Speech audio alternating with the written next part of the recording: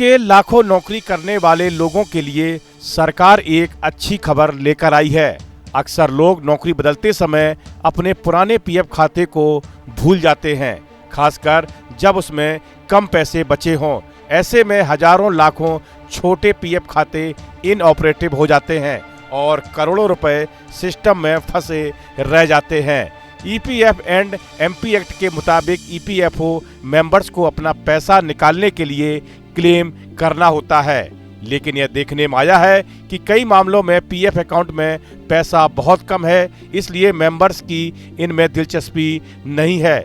इससे ईपीएफओ के पास बड़ी मात्रा में अनक्लेम्ड डिपॉजिट और इनऑपरेटिव अकाउंट्स हो गए हैं। इसलिए सरकार ने ही खुद ये बड़ी पहल की है।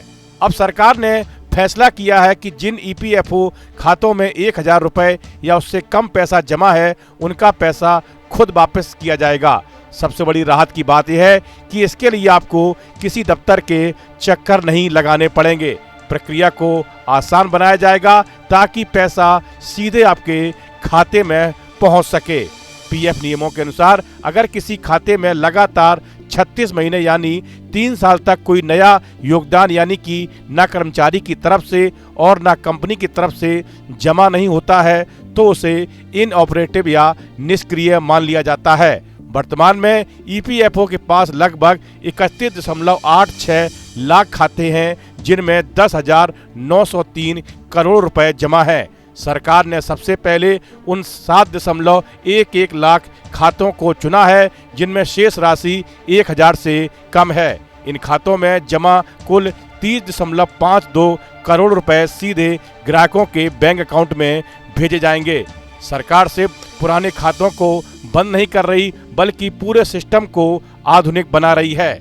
ईपीओ 3.0 प्रोजेक्ट के तहत अब सब कुछ डिजिटल और तेज किया जाएगा। अभी पीएफ का पैसा निकालने में करीब 20 दिन लगते हैं, लेकिन नई व्यवस्था के बाद यह समय घटकर सिर्फ 3 दिन रह जाएगा।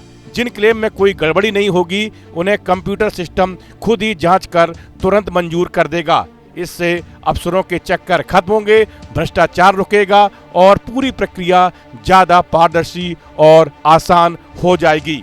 साथ ही पीएफ सब्सक्राइबर की शिकायतों को दूर करने के लिए मंत्रालय अब नियमित समीक्षा बैठकें भी कर रहा है। सरकार का लक्ष्य है कि भविष्य में बड़े बैलेंस वाले निष्क्रिय खातों का निपटारा भी इसी तरह सुचारू रूप से किया जाए।